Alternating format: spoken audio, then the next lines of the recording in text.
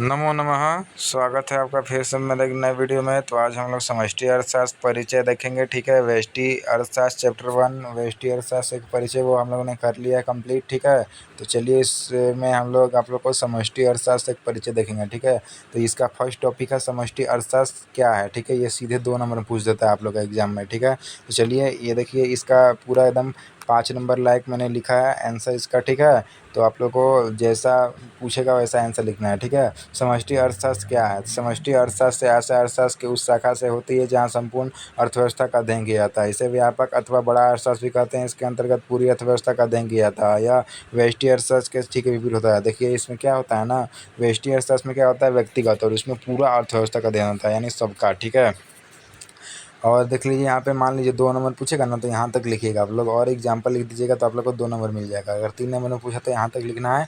अगर 5 नंबर में लिखेगा बोलेगा तो पूरा लिखना है एग्जाम्पल तक। ठीक है, तो देखिए आगे देखते हैं हम लोग। ठीक है, तो देखिए यह व्यष्टि अर्थशास्त्र के ठीक विपरीत होता है। इसके अंतर्गत मुख्य रूप से कुल आय, कुल रोजगार, कुल उत्पादन, कुल विनियोग, कुल बचत, कुल उपभोग, कुल पूर्ति, कुल मांग, सामान्य कीमत स्तर, ठीक है, राष्ट्रीय आय, राष्ट्रीय विनियोग आदि चीज़ों का अध्ययन किया जाता है। इसका संबंध संपूर्ण अर्थव्यवस्था से होता है। ठीक है, संपूर्ण अर्थव्यवस्था से होता है। देखिए इसका विशेषताएं, सभी इकाइयों का अध्ययन, संपूर्ण अर्थव्यवस्था से संबंधित होना, समष्टि आर्थिक चरों का अध्ययन और समष्टि उपकरण, इसके क्षेत्र, आय एवं रोजगार का सिद्धांत, सामान्य कीमत स्तर, मुद्रास्फीति, व्यापक चक्र, आर्थिक विकास। ठीक है, इसका पूरा क्षेत्र है। आगे देख लीजिए, आगे समष्टि अर्थशास्त्र का महत्व। ठीक है, तो पहला महत्व, सरकार की आर्थिक नीतियों का निर्माण में सहायक, देश की आर्थिक स्थिति का ज्ञान में सहायक, संपूर्ण अर्थव्यवस्था के अध्ययन में सहायक, सूक्ष्म अर्थशास्त्र के अध्ययन में सहायक और अंतर्राष्ट्रीय तुलना में सहायक। ठीक है, अंतर देख लीजिए, ये बहुत इंपॉर्टेंट है। 3 नंबर में आता है, नहीं तो 5 नंबर में आता है। ठीक है, तो ये 5 नंबर के हिसाब से मैंने बनाया है।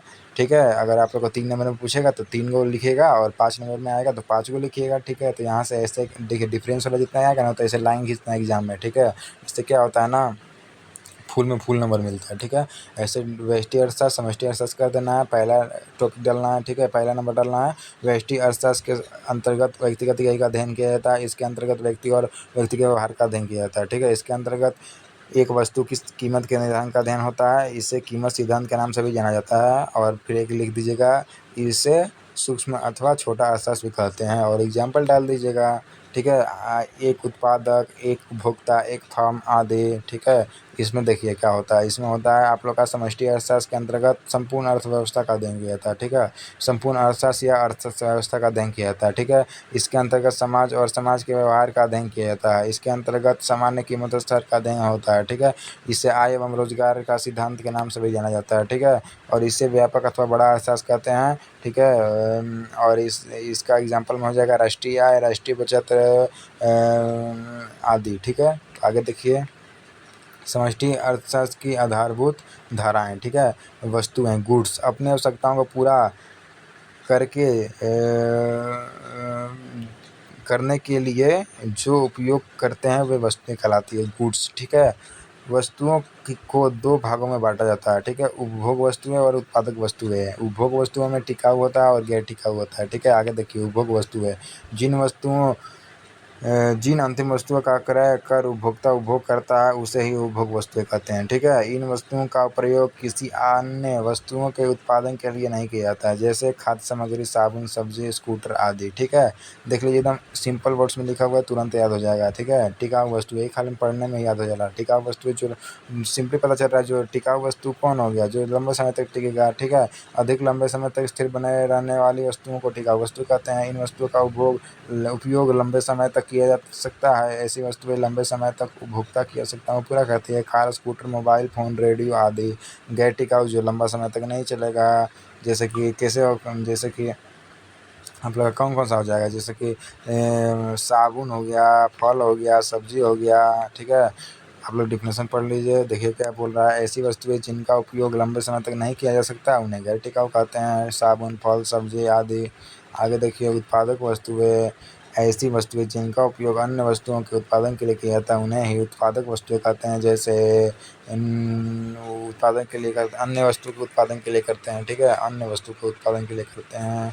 जैसे कि आप लोग का गेहूँ हो गया, गेहूँ से बिस्कुट बनता है, तो बिस्कुट नया उत्पादन हो रहा है ना। तो देखिए मध्यवर्ती वस्तु और पूंजीगत वस्तु, ठीक है, इसका 2 प्रकार होता है। तो देखिए अर्धनिर्मित वस्तुओं को मध्यवर्ती वस्तु कहा जाता है। ऐसी वस्तु जिनका उपयोग अंतिम वस्तु के रूप में न होकर किसी अन्य वस्तु के उत्पादन के लिए कच्चे माल के रूप में होता है, दूध, आटा, गन्ना आदि, ठीक है। पूंजीगत वस्तु है, इसे अचल या मूर्त संपत्ति के रूप में भी जाना जाता है, जिसका उपयोग करके किसी फर्म में वस्तु तथा सेवाओं का उत्पादन करने के लिए किया जाता है, ठीक है।